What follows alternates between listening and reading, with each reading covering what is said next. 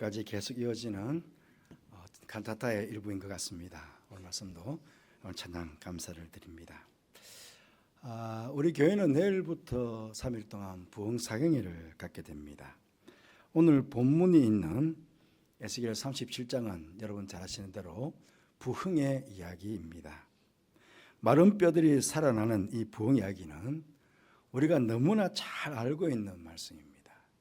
항상 자주 듣는 말씀이기도 합니다. 그럼에도 부흥회를 앞두고 다시 한번 부흥을 주제로 하여 말씀을 드리는 것은 부흥이 그만큼 우리에게 중요하고 또 하나님께서 간절히 원하시는 바이기 때문에 그렇습니다. 여러분, 부흥이 무엇입니까? 부흥은 단순히 교회의 성장을 하거나 사람이 많이 모이는 것을 부흥이라고 의미하지는 않습니다. 성경적인 부흥의 의미는 하나님께서 영적으로 죽어가던 백성들을 성령과 말씀으로 다시 살리시고 깨어졌던 하나님과의 관계를 다시 회복시키는 역사, 그게 바로 부흥이다, 그렇게 정의할 수 있겠습니다. 특히 2절 말씀 보시면 먼저는 나를 그 뼈 사방으로 지나가게 하시고 본즉 그 골짜기 지면의 뼈가 심이 많고 아주 말랐더라, 그렇게 말씀하고 있습니다. 무슨 말씀입니까? 하나님께서 에스겔 선지자에게 먼저 골짜기 지면에 가득한 아주 말라있는 뼈들을 보여주신 것입니다. 그리고 3절 말씀에 예수님께서 에스겔 선지자에게 물었습니다. 인자야, 이 뼈들이 능히 살 수 있겠느냐? 여러분, 아주 바짝 마른 뼈가 살 수 있겠습니까? 인간적인 생각으로는 도무지 살 수가 없습니다. 그런데 에스겔 선지자는 저거 살 수 없습니다, 그렇게 대답하지 않고 주 여호와여, 주께서 아시나이다, 그렇게 대답을 합니다. 그렇습니다. 우리 인간의 생각으로는 도무지 마른 뼈가 살아날 수 없지만 주님께서는 이 마른 뼈들을 능히 살아나게 하실 수 있는 능력도 있으시고 또 주님만이 이 뼈가 살아날 줄을 아시는 것입니다. 그래서 에스겔은 그렇게 고백한 것입니다. 여러분, 그렇다면 이 마른 뼈들은 누구를 가리키는 것입니까? 그 당시 아수르나 바벨론이나 애굽처럼 이방 나라 사람들을 가리키는 것이 아닙니다.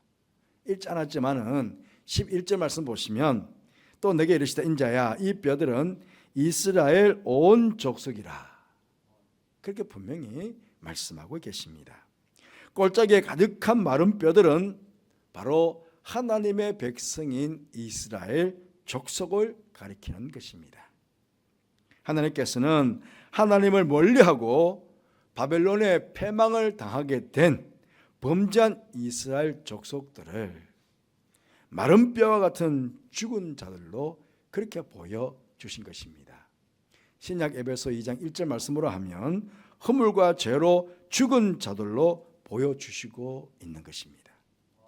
하지만 하나님께서는 당신의 백성들이 허물과 죄로 죽은 존재로 아주 바짝 마른 뼈들로 그냥 그렇게 살아가는 것을 원하시는 것이 아니라는 것입니다.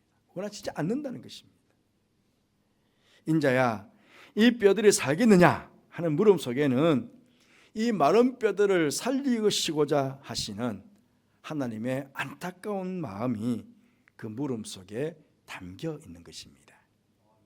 여러분, 하나님께서는 그 과거에도 죽은 자들을 살리시기를 원하셨고 지금도 여전히 마른 뼈와 같은 죽은 자들을 살리시기를 원하시는 분이십니다. 부흥은 마른 뼈가 살아나는 것입니다. 허물과 죄로 죽었던 존재가 살아나는 것입니다. 살아나서 다시 하나님 앞에서 바른 예배자로 서고 말씀과 기도로 하나님과 깊은 영적인 교제를 하며 또 살아난 자들이 서로 함께 사랑으로 교제하고 세상 가운데 나아가 복음을 전하며 하나님의 나라를 세워 나가는 것입니다. 이것이 바로 하나님께서 이루시는 부흥이고 하나님의 부흥을 경험한 사람들의 모습이라는 것입니다. 그러면 하나님께서 이 부흥을 어떻게 이루어 가실까요?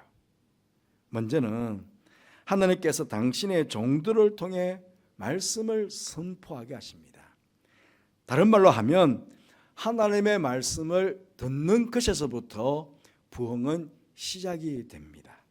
오늘 4절 말씀에 또 내게 이르시되 너는 이 모든 뼈에게 대언하여 이르기를 너희 마른 뼈들아 여호와의 말씀을 들을지어다.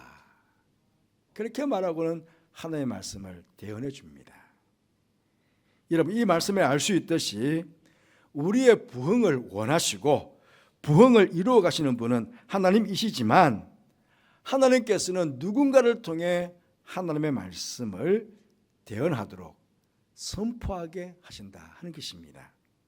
골짜기에 가득한 마른 뼈들을 살리시는 분은 하나님이시지만 하나님께서는 하나님의 말씀을 통해 하나님의 사람으로 하나님의 말씀을 통해서 그 뼈들을 살리신다 하는 것입니다. 특별히 하나님께서는 그 시대에 에스겔 선지자를 통해서 하나님의 말씀을 선포하게 하셨고 오늘날에는 목사들을 통해서 특별히 내일부터 송태근 목사님을 통해서 주시는 말씀으로 그렇게 우리의 부흥을 이루어 가실 것입니다. 에스겔은 반짝 마른 뼈가 살아날지 아닐지 에스겔은 몰랐습니다. 하지만 하나님께서 아시기에 하나님 말씀에 순종해서 마른 뼈들에게 하나님의 말씀을 대언하였습니다. 그러자 어떻게 되었습니까? 읽지 않았지만은 7절 8절 말씀 보시면 이에 내가 명령을 따라 대언하니 대언할 때에 소리가 나고 움직이며 이 뼈 저 뼈가 들어맞아 뼈들이 서로 연결되더라. 내가 또 보니 그 뼈에 힘줄이 생기고 살이 오르며 그 위에 가죽이 덮이나 그 속에 생기는 없더라. 그렇게 말씀을 전해주고 있습니다. 그 속에 생기는 없지만 마른 뼈가 온전한 사람의 형태로 살아났습니다. 여러분, 이러한 놀라운 일이 어떻게 가능한 것입니까? 하나님께서 말씀으로 이런 놀라운 역사를 일으키신 것입니다. 죽어서 사흘이나 되어서 썩어 냄새나는 나사로의 무덤 앞에서 예수님께서 뭐라고 했습니까? 나사로야 나오너라. 그렇게 말씀하셨습니다. 주님의 말씀을 들은 나사로는 즉시 살아서 무덤에서 걸어 나왔습니다. 여러분, 그렇습니다. 하나님의 말씀은 죽은 자도 살리십니다. 요한복음 5장 25절에서 예수님께서 분명히 말씀하셨습니다. 진실로 진실로 너희에게 이르노니 죽은 자들이 하나님의 아들의 음성을 들을 때가 오나니 곧 이때라 듣는 자는 살아나리라. 아멘. 예, 그렇습니다. 말씀으로 천지를 창조하신 하나님께서는 말씀으로 죽은 자들을 살리십니다. 그러하기에 누구든지 하나님의 말씀을 들으면 살아납니다. 히브리서 4장 12절 말씀에서도 하나님의 말씀은 살아있고 그랬습니다. 살아있고 활력이 있어 좌우의 날씨 어떤 것보다 예리하여 혼과 영과 및 관절과 골수를 찔러 쪼개기까지 하며 또 마음의 생각과 뜻을 판단한다고 그렇게 분명히 말씀은 전해주고 있습니다. 여러분, 하나님의 말씀은 살아있고 능력이 있습니다. 그래서 이번 사경에 여러분 들어오시면서 그 현수막 보셨습니까? 주제? 예. 주제처럼 우리 앞에서 길을 내어 가실 것입니다. 우리를 살려주실 것이로 우리의 문제를 해결해 주실 뿐만 아니라 회복시켜 주실 것이며 우리의 병든 몸도 치유하여 주실 것입니다. 이런 살아있는 하나님의 말씀을 들을 기회가 이번 주간에 우리에게 주어진 것입니다. 이 복된 기회를 여러분들이 놓치셔야 되겠습니까? 하나님께서 에스겔을 처음 부르실 때요, 에스겔서 2장 7절 말씀 보시면 그들은 심히 패역한 자라 그들이 듣든지 아니 듣든지 너는 내 말로 구할지어다. 에스겔을 처음 부르셔서 그렇게 보내시는 거거든요. 우리는 듣든지 안 듣든지 하나님께서는 하나님의 말씀을 선포하실 것입니다. 그 말씀을 듣는 자는 살아날 것이지만 그 말씀을 귀를 닫고 듣지 아니하는 자는 여전히 마른 뼈와 같은 존재로 이 땅을 살아가게 될 것입니다. 계속해서 2장 7절 말씀에 그렇게 말씀하시면서요, 2장 8절에서 에스겔에게도 이렇게 말씀하십니다. 너 인자야, 내가 내게 이르는 말을 듣고, 에스겔도 들으라는 것입니다. 에스겔도 들어야 됩니다. 듣고 그 패역한 족속 같이 패역하지 말고 내 입을 벌리고 내가 내게 주는 것을 먹으라 하시기로. 내가 말씀을 줄 테니까 이 말씀을 너가 먹으라. 지금 그렇게 말씀하시는 거거든요. 어떻게 했을까요? 에스겔이 3장 2절 3절 말씀 보시면, 내가 입을 벌리니 그가 그 두루마리를 내게 먹이시며 내게 이르시되 인자야, 내가 내게 주는 이 두루마리를 내 배에 넣으며 내 창가에 채우라 하시기에 내가 먹으니 그것이 내 입에서 달기가 꿀 같더라. 그랬습니다.